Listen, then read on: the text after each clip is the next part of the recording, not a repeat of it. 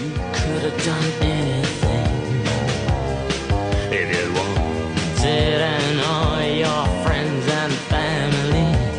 think that you're lucky. But the side of you they'll never see is when you're left alone with a man